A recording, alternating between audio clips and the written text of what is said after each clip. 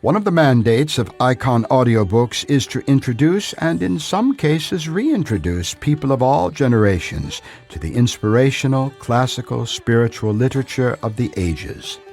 The following audiobook falls into that very select and important category. Here you will find ageless wisdom, timeless truisms, and unbounded inspiration. From the ancient Hindu text, the Bhagavad Gita, to the voluminous Vedas, the teachings of great saints like Meher Baba, Paramahansa Yogananda, Bhaktivedanta Swami, Khalil Gibran, and Ram Dass, to the humble parables of Jesus, the Prophet Muhammad, may peace be upon him, as well as avatars such as Sri Krishna, Rama, and the Buddha. Icon casts the net wide to include the greatest insights of the ever-expanding spiritual universe. As an old incredible string band song goes, "May the long-time sun shine upon you, all love surround you, and the pure light within you guide your way home." I'm Jagannatha Das. Buddha. The Buddhist tradition regards Lumbini in present-day Nepal to be the birthplace of the Buddha. Buddha was born to an aristocratic Kshatriya family called Gautama, who were part of a tribe of rice farmers living near the border of India and Nepal. The son of Shuddhodhana, an elected chief of the Shakya clan, who were later annexed by the growing kingdom of Kosala during the Buddha's lifetime. Gautama was the family name. His mother, Maya, was a princess. On the night Siddhartha was conceived, Queen Maya dreamt a white elephant with 6 white tusks entered her right side, and 10 months later, Siddhartha was born. When his mother became pregnant, she left for her father's kingdom to give birth. However, her son is said to have been born on the way at Lumbini, in a garden beneath a sal tree. Early texts suggest Gautama was not familiar with the dominant religious teachings of his time until he left on his religious quest, which is said to have been motivated by existential concern for the human condition. Gautama had a wife, Yashodhara, and a son named Rahula. Besides this, the Buddha in the early text reports that I lived a very spoiled life in my parents' home, while the earliest sources merely depict Gautama seeking a higher spiritual goal and becoming an ascetic after being disillusioned with lay life. The later biographies tell a more elaborate story about how he became a mendicant. The household life, this place of impurity, is narrow. The samana life is the free open air. It is not easy for a householder to lead the perfected, utterly pure, and perfect holy life, Siddhartha said. His mother and father opposed his decision and wept with tearful faces when he decided to leave. Gautama left his place to see the outside world for the first time and was shocked by his encounter with human suffering. They depict his father was shielding him from religious teachings and from knowledge of human suffering, so that he would become a great king instead of a religious leader. Gautama is said to have seen an old man when his charioteer Chandaka explained to him all people grew old. The prince went on further trips beyond the palace. On these he encountered a diseased man, a decaying corpse, and an ascetic, all of whom inspired him. When the ascetic Gautama first went to beg alms in the streets, King Bimbisara of Magad learned of his quest and offered him a share of his kingdom. Gautama rejected the offer but promised to visit his kingdom first upon attaining enlightenment. Gautama practiced under two teachers of yogic meditation.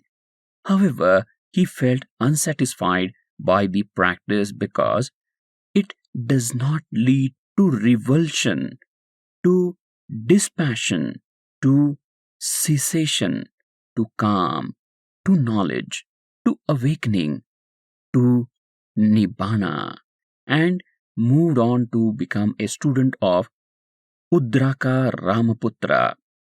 With him, he achieved high levels of meditative consciousness called the sphere of neither perception nor non perception, and was asked to join his teacher. But once more he moved on.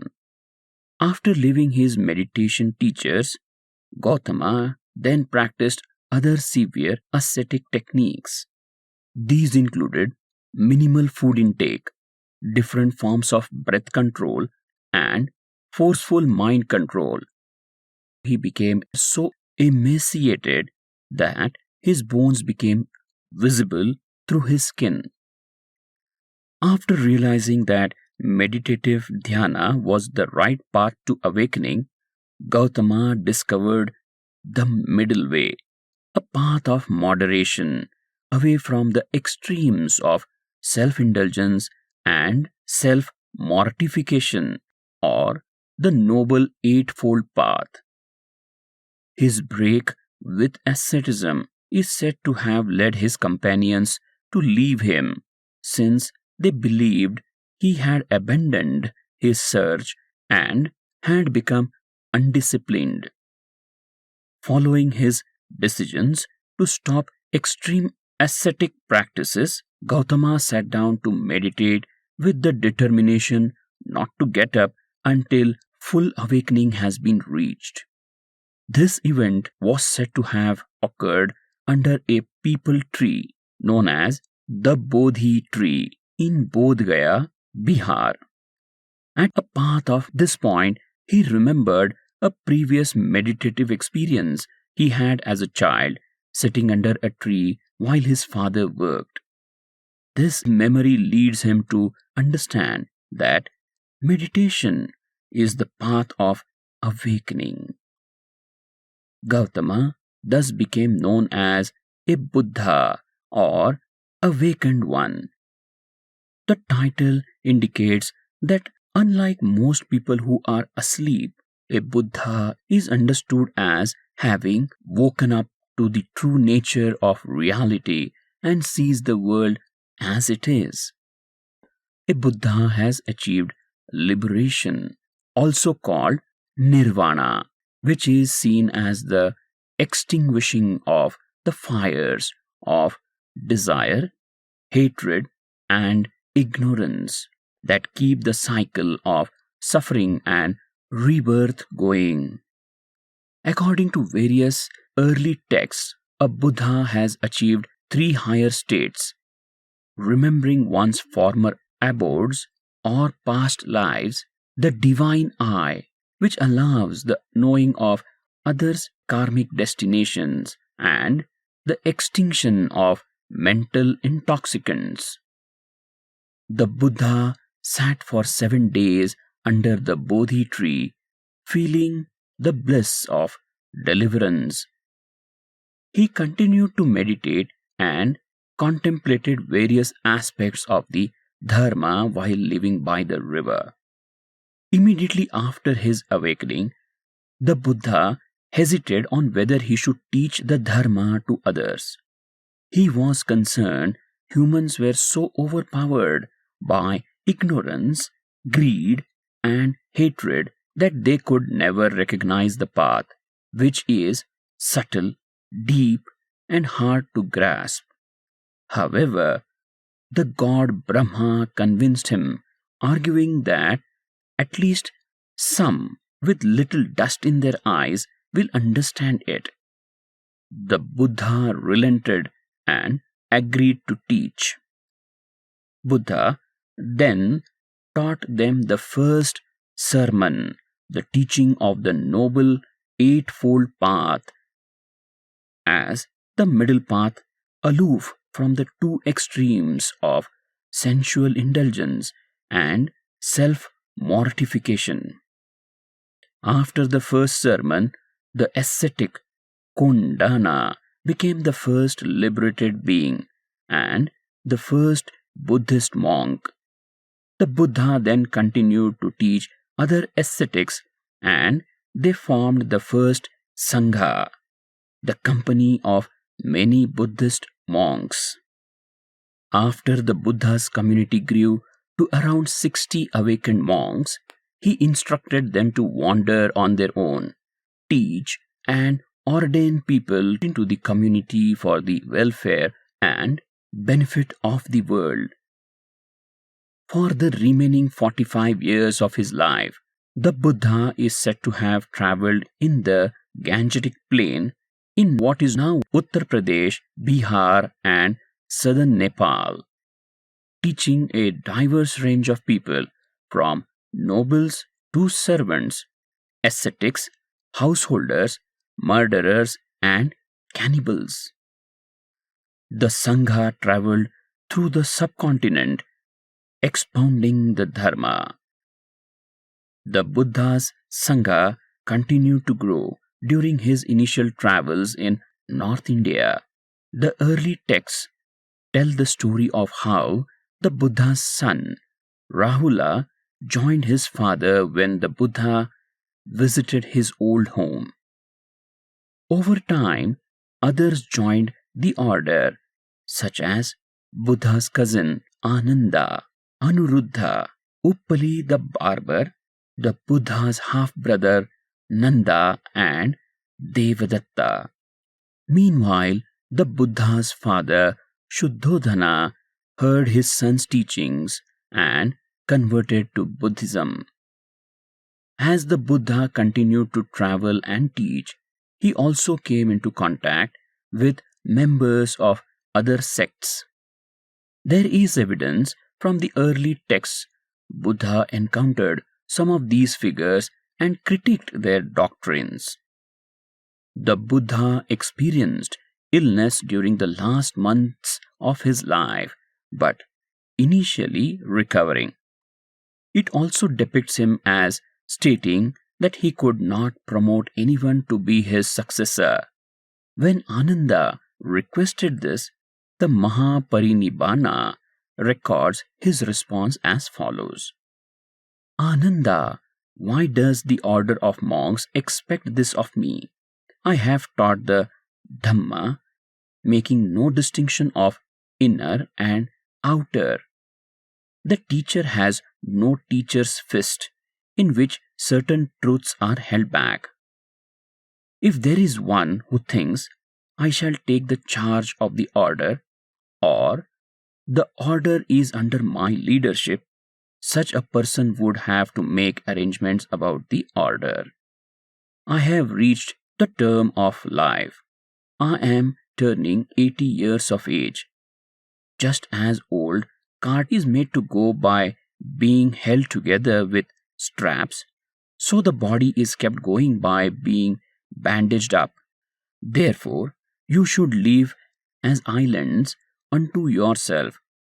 Begin your own refuge, seeking no other refuge, with the Dhamma as an island, as your refuge seeking, and no other refuge. Those monks who in my lifetime or afterwards live thus, seeking an island and a refuge in themselves and in the Dhamma and nowhere else, these zealous ones are truly my monks and will overcome the darkness of rebirth. After traveling and teaching some more, the Buddha ate his last meal, which he had received as an offering from a blacksmith. Buddha and his companions continued traveling until he was too weak to continue and had to stop at Kushinagar, where Ananda had a resting place prepared in a grove of sala trees. After announcing to the Sangha at large that he would soon be passing away to final nirvana, he then repeated his final instructions, which was that the Dhamma was to be their teacher after his death. When he asked if anyone had any doubts about the teaching, but nobody did, the Buddha's final words are reported to have been, "All sankharas decay. Strive for the goal with diligence." He then entered his final meditation and died, reaching what is known as the final nirvana, the end of rebirth and suffering achieved after the death of the body. In his final meditation, he entered the 4 dhyanas consecutively, then the 4 immaterial attainments, and finally the meditative dwelling known as Nirodha Sampatti, before returning to the 4th dhyana at the moment of death. The Buddha's body was cremated and the remains, including his bones, were kept as relics, and they were distributed among various North Indian kingdoms. These relics were placed in monuments or mounds called stupas, a common funerary practice at the time. Thus spoke the Buddha: "Do not dwell in the past, do not dream of the future. Concentrate the mind on the present moment. The mind is everything. What you think, you become. No one saves us but ourselves. No one can and no one may. We ourselves must walk the path. You only lose what you cling to. 3 things cannot be long hidden: the sun, the moon, and the truth. We are what we think. All that we are arises with our thoughts. With our thoughts, we make the world. Peace comes from within. Do not seek it without. All that we are is the result of what we have thought. Health is the greatest gift. Contentment, the greatest wealth. Faithfulness, the best relationship. You yourself, as much as anybody in the entire universe, deserve your love and affection. Your work is to discover your work and with all your heart to give yourself to it. Believe nothing, no matter where you read it or who said it, no matter if I have said it, unless it agrees with your own reason and your own common sense. The tongue, like a sharp knife, kills without drawing blood. Teach this triple truth to all: a generous heart, kind speech, and a life of service and compassion are the things which renew humanity.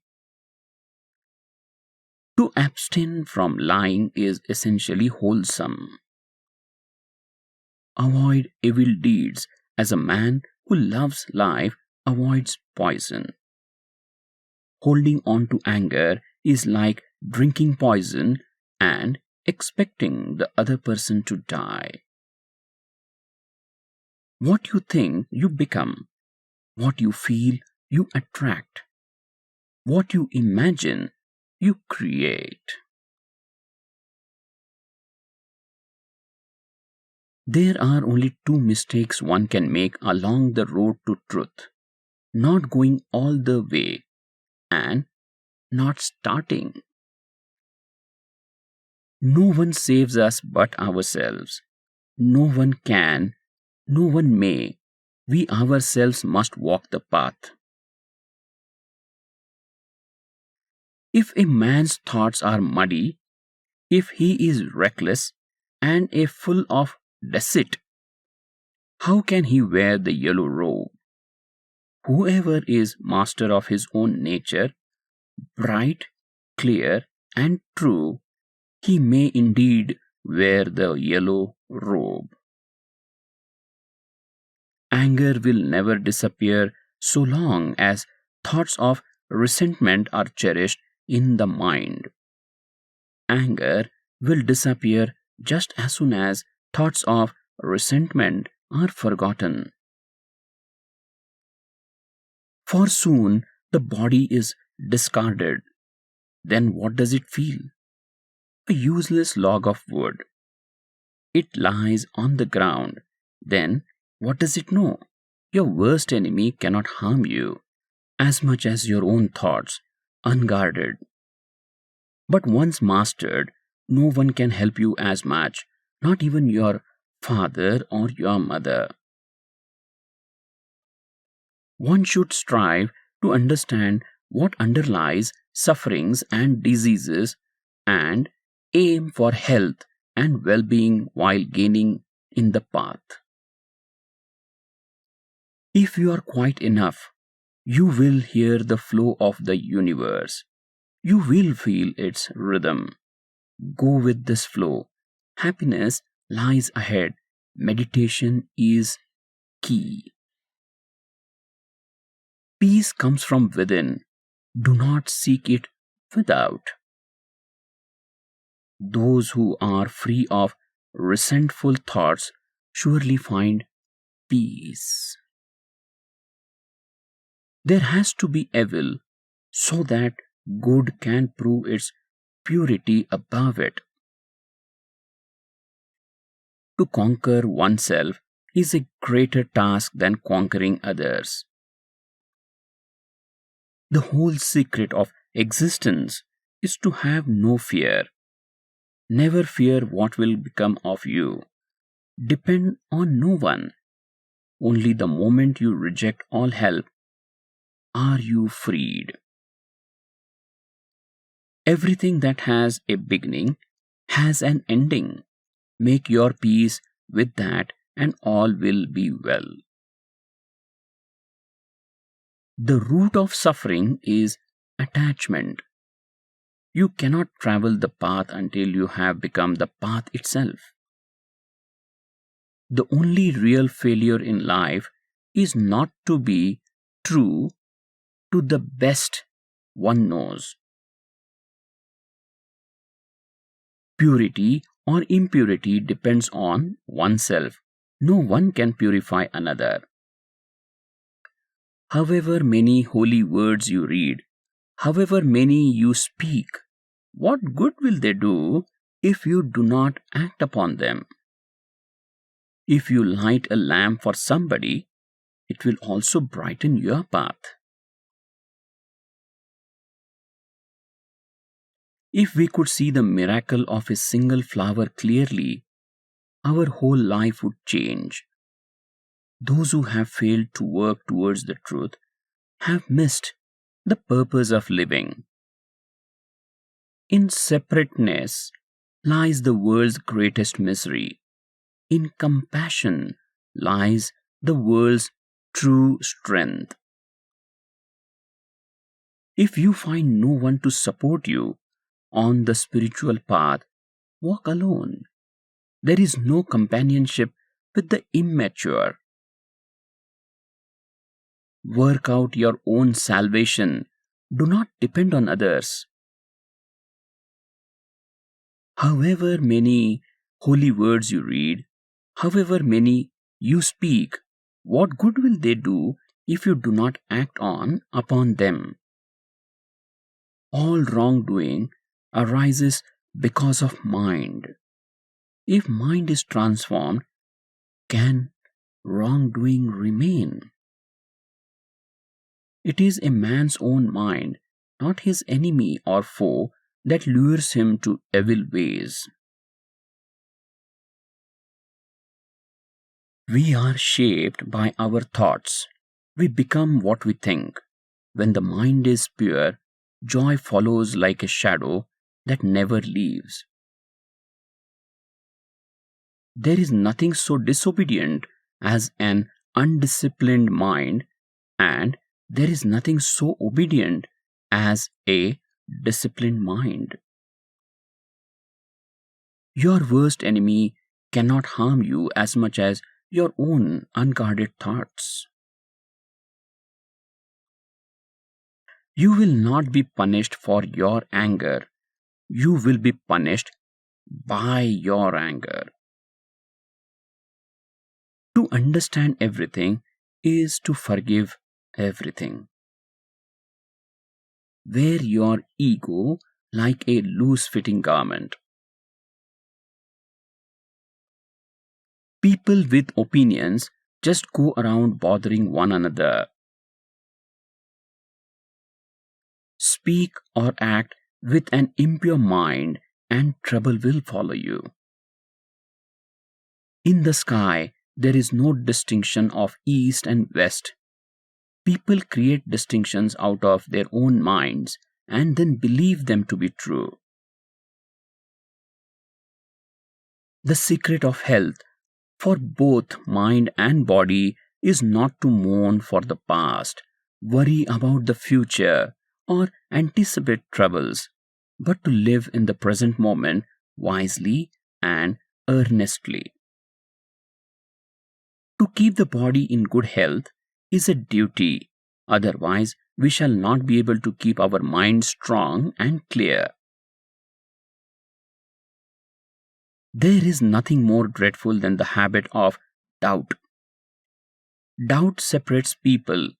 It is a poison that disintegrates friendships and breaks up pleasant relations.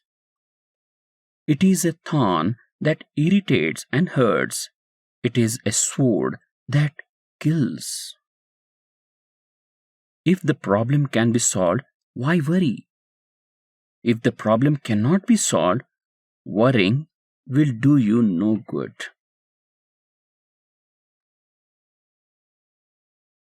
Even death is not to be feared by one who has lived wisely. In the end, these things matter most. How well did you love? How fully did you live? How deeply did you let go? A man is not called wise because he talks and talks again, but is he peaceful, loving, and fearless, then he is in truth called wise.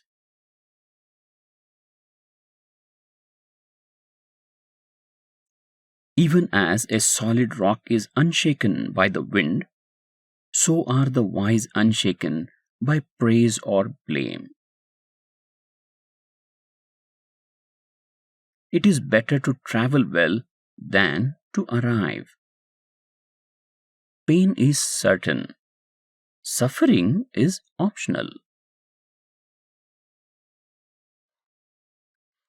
A dog is not considered a good dog because he is a good barker.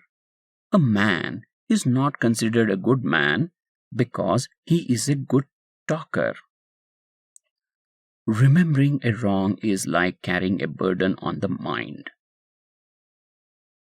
Every morning we are born again. What we do today is what matters most. Nothing ever exists entirely alone. Everything is in relation to everything else. Nothing is permanent. A jug fills drop by drop. Holding on to anger is like grasping a hot coal with the intent of throwing it at someone else.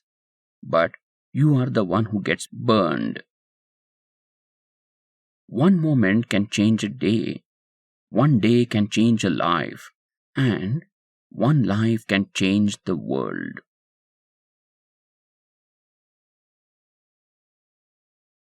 There isn't enough darkness in all the world to snuff out the light of one little candle.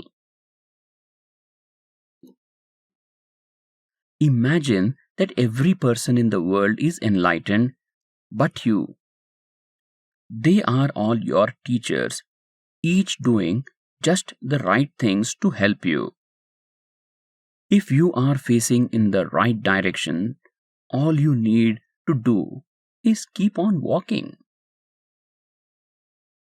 Whatever words we utter should be chosen with care, for people will hear them and be influenced by them for good or ill. An idea that is developed and put into action is more important than an idea that exists only as an idea. Have compassion for all beings, rich and poor alike. Each has their suffering. Some suffer too much, others too little. Do not dwell in the past. Do not dream of the future. Concentrate the mind on the present moment.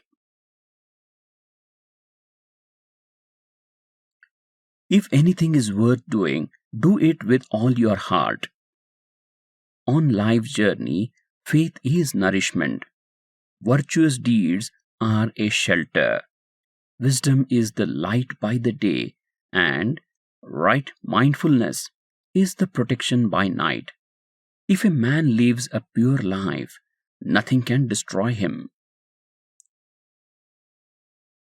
Thousands of candles can be lit from a single candle, and the life of the candle will not be shortened. Happiness never decreases by being shared. Happiness will never come to those who fail to appreciate what they already have. There is no path to happiness. Happiness is the path. It is ridiculous to think that somebody else can make you happy or unhappy. Happiness does not depend on what you have or who you are. It solely relies on what you think.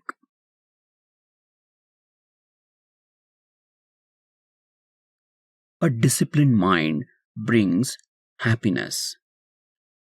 When you realize how perfect everything is, you will tilt your head back and laugh at the sky. Happiness is not having a lot. Happiness is giving a lot. Happiness never decreases by being shared. He who loves 50 people has 50 vows. He who loves no one has no vows. Hatred does not cease through hatred at any time. Hatred ceases through love. This is an unalterable law. You yourself, as much as anybody in the entire universe, deserve your love and affection. You can search throughout the entire universe for someone who is more deserving of your love and affection than you are yourself, and that person is not to be found anywhere. You yourself, as much as anybody in the entire universe, deserve your love and affection. True love is born from understanding. If you truly loved yourself, you would never hurt another. Love is a gift of one's innermost soul to another, so both can be whole. The way is not in the sky, the way is in the heart.